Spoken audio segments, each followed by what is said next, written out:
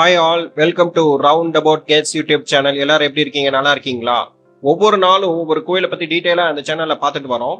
இன்னைக்கு நம்ம பார்க்க போற திருக்கோவில் திருவாரூர் மாவட்டம் குடவாசல் எனும் ஊரில் உள்ள அருள்மிகு கோணேஸ்வரர் திருக்கோவில். இந்த கோயிலை பத்தி டீட்டெயிலா தெரிஞ்சுக்கலாமா? தை மாதத்தில் 3 நாட்கள் இந்த லிங்கத்தின் மீது சூரிய ஒளி விழுகிறது. இத்தல இறைவன் சுயம்பு லிங்கமாக அருள்பாலிக்கிறார். மேற்கு நோக்கிய இந்த தலத்தை திருப்பணி செய்த கோச்செங்கச் சோழ மன்னன் மாடக்கோவிலாக கட்டினார். இக்கோவில் சோழர்களால் கட்டப்பட்டது. சிவனின் தேவார பாடல் பெற்ற 274 சிவாலயங்களில் இது 157வது தேவார தலமாகும். இத்தல விநாயகர் சித்தி விநாயகர் என்ற திருநாமத்துடன் அருள்பாலிக்கிறார். கோவிலுக்கு எதிரே வெளியில் அமுத தீர்த்தம் உள்ளது. இதன் கரையில் சுவாமி சன்னதியை பார்த்தபடி ஆதி கஜானர் என்று அழைக்கப்படும் விநாயகர் இருக்கிறார். சுவாமி சன்னதியில் இருந்து வெளியில் பார்க்கும் போது இந்த விநாயகரின் விமான கலசம் தெரியும்படியாக கோவில் அமைக்கப்பட்டிருப்பது விசேஷம். மாசி மகத்தன்று சுவாமி அம்பாள், விநாயகர், முருகன், சண்டிகேஸ்வரர் ஆகிய பஞ்சமூர்த்திகளும் அமுத தீர்த்தத்திற்கு எழுந்தருளி தீர்த்த நீராடுகின்றனர். பிரகாரத்தில் குடவாயிற் குமரன் சன்னதி இருக்கிறது. இந்த முருகனை அருணகிரியார் திருப்புகழில் பாடியிருக்கிறார். இடும்பனுக்கும் சன்னதி உள்ளது. அருகருகே 2 பைரவர், ஒருவருக்கு நாய் வாகனம் இல்லை. சூரியன், சந்திரன் ஆகியோரும் உள்ளனர். இதில் சூரியன் அமர்ந்தும் சந்திரன் நின்ற கோலத்திலும் இருக்கிறார். பெற்றோருக்கு முறையாக திதி தர்ப்பணம் செய்யாதவர்கள் சூரிய சந்திரனை வழிபட்டு மன அமைதி பெறுகின்றனர். அதன் அருகில் சூத முனிவர் சிவனை வணங்கி தியானம் செய்தபடி இருக்கிறார். பின்பு 4வர், பறவை நாச்சியாருடன் சுந்தரர், வீணை இல்லாத சரஸ்வதி, கஜலட்சுமி, சப்தமாதர் ஆகியோரும் உள்ளனர். சிவன் சதுர பீடத்துடன் சுயம்பு மூர்த்தியாக மேற்கு நோக்கி காட்சி தருகிறார். சுவாமியின் மேனியில் கருடனின் அழகுப்பட்ட தழும்பு இருக்கிறது. பெரிய நாயகி அம்பாள் தனி சன்னதியில் தெற்கு நோக்கி காட்சி தருகிறாள். இவள் துர்க்கையின் அம்சத்துடன் காட்சி தருவதாக ஐதீகம். எனவே இவளை பெரிய துர்க்கை என்றும் அழைக்கின்றனர். சிவன் சன்னதி கோஷ்டத்தில் துர்க்கை இல்லை. மேற்கு நோக்கிய இத்தலத்தை திருப்பணி செய்த கோச்செங்கச் சோழ மன்னன் மாடக்கோவிலாக கட்டினார்.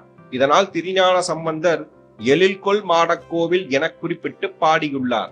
உயரமான இடத்தில் இருந்து சிவன் காட்சி தருவதால் இத்தலத்தை சிறிய கைலாயம் என்றும் சொல்கிறார்கள். சூத மகரிஷி, பிருகு மற்றும் தாளப்பியர் ஆகியோர் இத்தலத்தில் சிவனை வழிபட்டு உள்ளனர். உயிர்களை நேசித்து அவர்களை மீண்டும் படைக்க அருளியவர் என்பதால் இவருக்கு கோணேஸ்வரர் என்று பெயர் ஏற்பட்டது. அமுதக்குடத்தின் வாயில் விழுந்த தலம் என்பதால் தலம் குடவாயில் என்று அழைக்கப்பட்டு பின்பு குடவாசல் என மருவியது. சுவாமிக்கு அமுதலிங்கேஸ்வரர் என்றும் புற்றுக்குள் இருந்ததால் வன்மீகநாதர் என்றும் பெயர் உண்டு. கோவில் நுழைவாசல் எதிரே காசி விஸ்வநாதர் காட்சி தருகிறார். தை மாதத்தில் 3 நாட்கள் இவர் மீது சூரிய ஒளி விழுகிறது. அருகே நடராஜர் சிவகாமி அம்பாளுடன் இருக்கிறார். அமுத தீர்த்தக்கரையில் ஆதி கஜானர் என்று அழைக்கப்படும் விநாயகர் இருக்கிறார். இக்கோவிலுக்குள் நுழைந்ததும் வலது புறத்தில் அனுமதி விநாயகர் சன்னதி இருக்கிறது. இவரை வணங்கி அனுமதி பெற்ற பிறகே சிவனை வழிபடச் செல்ல வேண்டும் என்பது ஐதீகம். எனவே இவருக்கு இந்த பெயர் ஏற்பட்டது. இது தவிர பிரகாரத்தில் மாலை வழிபாட்டு விநாயகர் என்ற விநாயகரும் இருக்கிறார். சாயரட்ச பூஜையில் இவருக்கே முதல் பூஜை செய்யப்படுவதால் இப்பெயரில் அழைக்கப்படுகிறார். இது தவிர இரட்டை விநாயகர் சன்னதியும் உள்ளது. இக்கோவிலின் தல வரலாறை பார்ப்போம். பிரளய காலத்தில் படைப்புக்குரிய வேதங்களை பிரம்மா ஒரு அமுத குடத்தில் இட்டார்.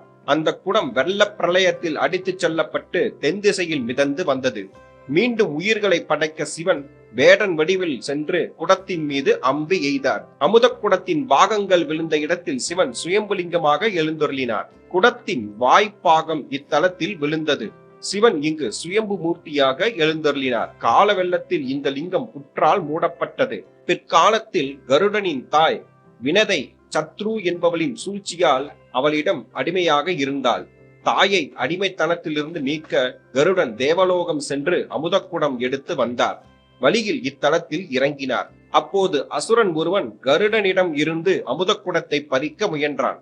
கருடன் அக்குடத்தை இங்கிருந்த புற்றின் மீது வைத்துவிட்டு சண்டையிட்டார். அவனை வென்று அமுதக்குடத்தை எடுக்க வந்தபோது குடம் புற்றுக்குள் புதைந்து இருந்தது.